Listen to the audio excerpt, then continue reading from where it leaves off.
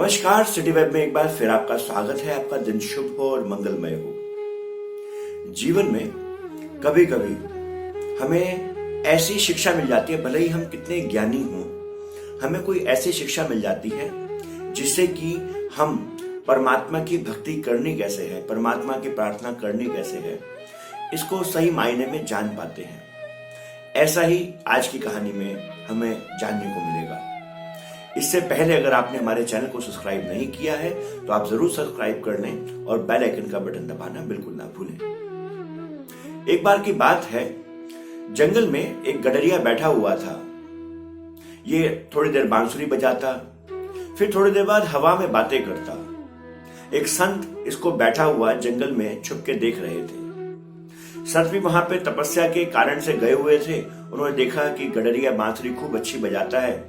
संत पीछे से आए और उसके पीछे, पेड़ के पीछे जाके बैठ गए और देखने लगे। पहले तो उसकी बांसुरी सुनी, उसके बाद उन्होंने देखा क्या, ये जो गडरिया था ये बहुत सारी बातें कर रहा था। ये बोलता था, ए परमात्मा, अगर मैं तेरा हूं और तू मेरा है, तू देख, जब तेरे पैर दर्द होंगे ना इतना चलने के बाद, तो मेरे जैसा कोई सानी नहीं कि जो तेरे पैर दबा सके। मैं इतने अच्छे पैर दबाता हूं।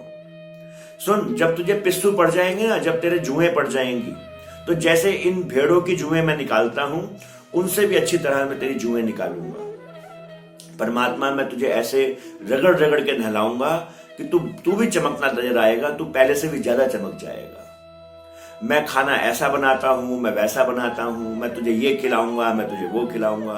बकरियों का दूध, बकरियों में जो वो अव्वल दर्जे की बकरी है ना, उसका दूध मैं तुझे पिलाऊंगा, तू मिल तो जा। ऐसी बातें करता था। अब महात्मा से ये सारी बातें सुन के रहा नहीं गया और महात्मा पेड़ के पीछे से उसके सामने आए। बोले, कितना मूर्ख इंसान है तू। परमात्मा के सिर में कोई पिस्सू होते हैं क्या? सिर में जुएं होती हैं क्या कि तू उनके जुएं निकालेगा और तू पिलाएगा उनको दूध? अरे क्या बात करता है, तेरे हाथ का खाना खाएंगे परमात्मा? अरे तेरे को तो क्या कर रहा है तू? उसने बोला कि मैं तो प्रार्थना कर रहा था, मैं तो भगवान को खुश करने की कोशिश कर रहा था। उसने बोला, मैंने कोई शास्त्र नहीं पढ़े गुरुजी, मैं तो अनपढ़ आदमी हूँ, गडरिया हूँ, मुझे क्या मालूम। मेरी तो जितनी समझ है मैं उस हिसाब से ही भगवान से प्रार्थना कर रहा था कि शायद परमात्मा खुश हो जाए, मिल जाए। गुरुजी ने कहा, ऐसे मिलते हैं कोई परमात्मा?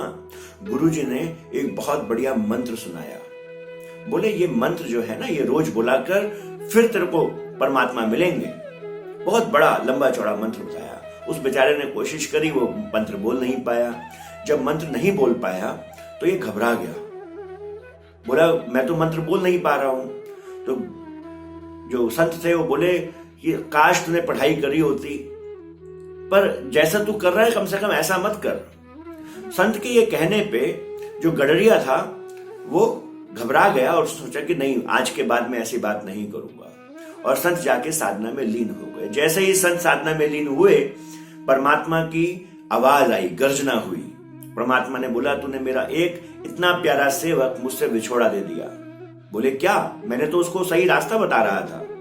परमात्मा ने बोला, वो मुझको तुझसे ज्यादा प्यारा है, क्योंकि वो सच्चा है, क्योंकि वो भोला है, क्योंकि वो सच बात करता है। और ये बात सुन के परमात्मा ने उसको बताया, उन संत को बताया कि अच्छी जो सही प्रार्थना है वो कोई सेट वर्ड से नहीं है कि आपको निश्चित कोई शब्द, कोई मंत्र का जाप करना पड़ेगा। सही शब्द वो हैं जो दिल से निकले। जी हाँ, प्रार्थना कोई शब्दों का समूह नहीं, प्रार्थना तो वो दिल से निकली हुई आवाज है जो परमात्मा तक पहुंचे। हमें भी चाहिए हम दिल से परमात्मा को याद करें। आज के लिए इतना ही। कल मिलेंगे आपसे एक बार फिर एक नई कहानी लेके, एक नया विचार लेके। आज के लिए नमस्कार।